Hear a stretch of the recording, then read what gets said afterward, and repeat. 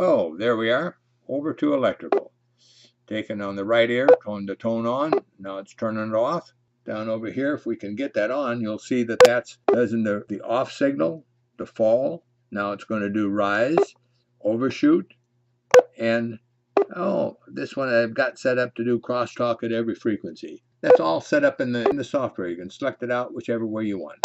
Select out the frequencies. If you school audiometers, you don't want to do all the ones, I do it. Automatic mode is just as easy to do the whole thing. You notice there that we had one of the crosstalk was already established on the left ear over there, and it'll go back down, and in a moment it's going to change over to the right ear, which it did, and it's on there. Now the reason you're hearing that tone out there is because it's coming out through the headphones. It's not going to distort or bother anything about the test, because remember, we're doing this electrically. But in order to be able to do it accurately, we have to put a load onto that circuit. These happen to be 10 ohm phones, so that we put in 10 ohm load onto the circuit so we get correct results.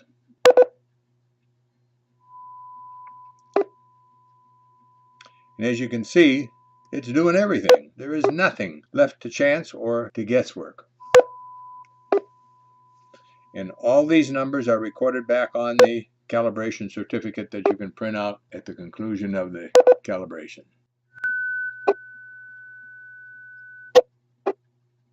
Now you realize I'm not touching a thing. This is just completely, that audiometer is under complete control of the ACS calibration unit. Now, it really doesn't take a lot of brains in order to do this.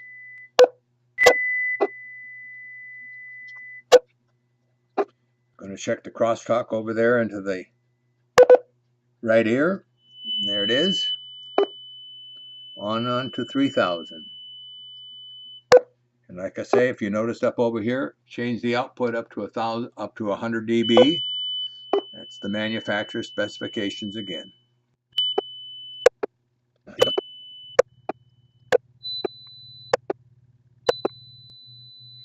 I don't know, for some reason 6 and 8 hertz weren't. I see 125 and 6 and 8 hertz aren't selected out for crosstalk.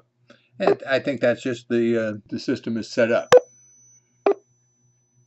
We could do it all if you want to. In most cases, it's only done at one frequency. I believe that's OSHA's recommendation, and I believe that's sufficient for ANSI. If you want to do it a little bit more, it's here.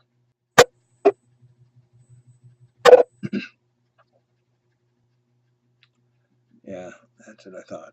We don't have to do this on both of them because this is just an electrical test. So I'm going to stop the test, come back up over there. Let's see what it does now.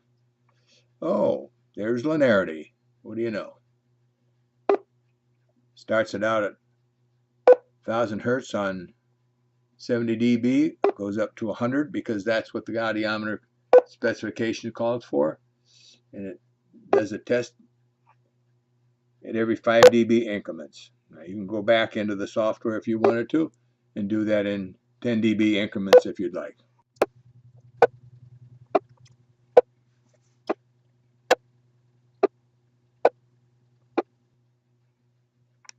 Go back over here and you can see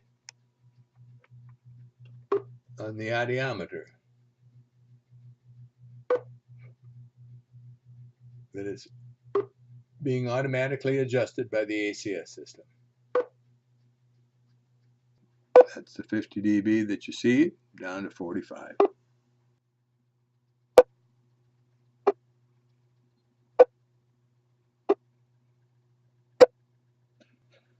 The other thing about this is that you see that we're going to go down to 10 dB. If you wanted to, we could go down to a minus 10 if we like.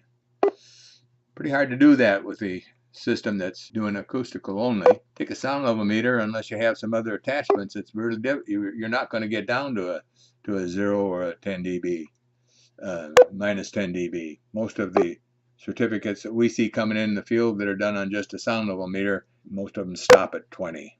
OSHA says you have to stop at 10. All right, there we are, completed. Bring this back up over here. Let's see what else is coming up. There we go. Whoop, come on. It's pulse tone, because that's one of the functions that you can adjust the audiometer at, and it'll measure the pulse tone. Bring it up over there, record it, and it's going to tell us it's got warble in. It'll go back to warble, but I believe that the test is going to be, yeah, there you are.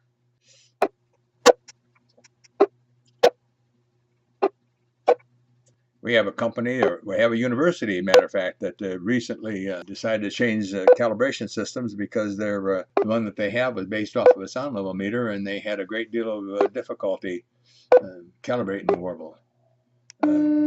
Here, no problem whatsoever.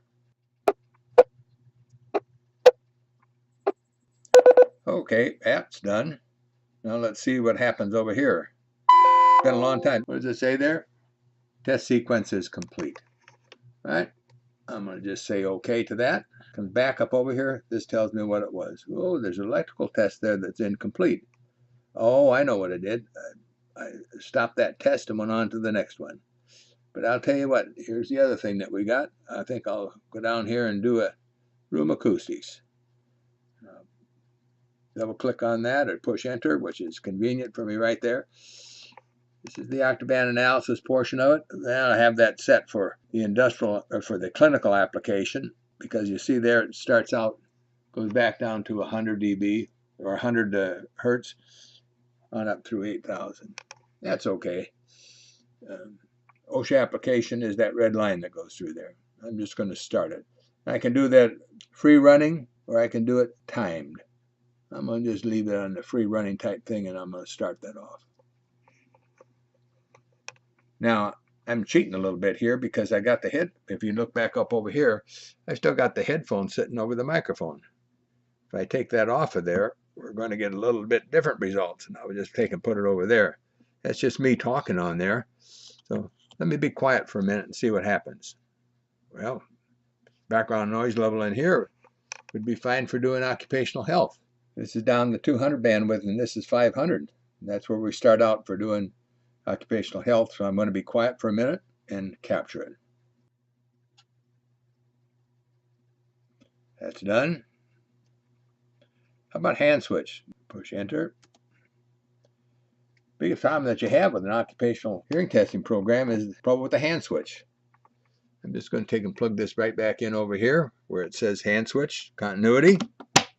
Place for you to check the hand switch, but also check the continuity of your headphone cables. And here's the famous, world famous Doris hand switch. Reinforcement, every time you push the button, reinforces turning off a light. What I've done here, I'm going to start that. Open. And as I push the button,